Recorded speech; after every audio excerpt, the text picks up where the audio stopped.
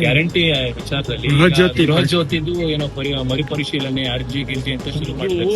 ಯಾತಕ್ಕೆ ಅದನ್ನೆಲ್ಲ ತಗೋತಾ ಇದ್ದಾರೆ ಅಂದ್ರೆ ಬಹುಶಃ ಎಲ್ಲೋ ಅವರು ಮುಂದಿನ ಚುನಾವಣೆ 28 ಚುನಾವಣೆ ಅದಕ್ಕೆಲ್ಲ ಮಾಹಿತಿ ಬೇಕಲ್ಲ. ಆ ಮಾಹಿತಿ ಪಡೀಲಿಕ್ಕೂ ಸರ್ಕಾರದಿಂದ ಇರ್ತಕ್ಕಂಥ ಅಧಿಕಾರಿಗಳನ್ನು ಉಪಯೋಗ ಮಾಡ್ಕೊಂಡಿದ್ರು. ಅದರಲ್ಲೂ ಖರ್ಚಾಗಬಾರ್ದು ಇವರಿಗೆ. ಯಾಕೆಂದ್ರೆ ಇಲ್ಲೆಲ್ಲೋ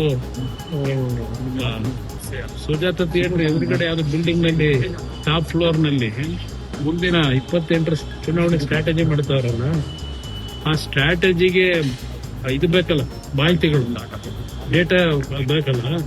ಆ ಡೇಟಾಗೋಸ್ಕರವಾಗಿ ಗೃಹಲಕ್ಷ್ಮಿ ಆಯ್ತು, ಈಗ ನಿಮ್ಮ ಗೃಹ ಜ್ಯೋತಿ ಯೋಜನೆಗೆ ಈಗ ಮನೆಗೆ ಜಾತಿ ಹಿಡಿದು ಎಲ್ಲ ಸಮೀಕ್ಷೆಗಳು, ಆಮೇಲೆ ಎಲ್ಲ ಈಗ ಗೃಹಲಕ್ಷ್ಮಿಗೊಂದು ಫೋಟೋ ಅಂತೆ, SIR ಒಂದು ಫೋಟೋ ಅಂತೆ, ಇನ್ನ ನಿಮ್ ಗೃಹ ಜ್ಯೋತಿಗೊಂದು ಫೋಟೋ ಅಂತೆ, ಇನ್ನು ಅದ್ ಎಂತದ್ದು ಇನ್ನೊಂದು ಇದೆಯಲ್ಲ ನಿಮ್ ಬಸ್ಸಿಂದ ಏನದು ಶಕ್ತಿ ಅದಕ್ಕೂ ಬಹುಶಃ ಒಂದು ಫೋಟೋ. ಈ ಫೋಟೋಗೆ ಪಾಪ ಜನ ಎಸ್ಕತ್ ಮಾಡ್ಬೇಕು.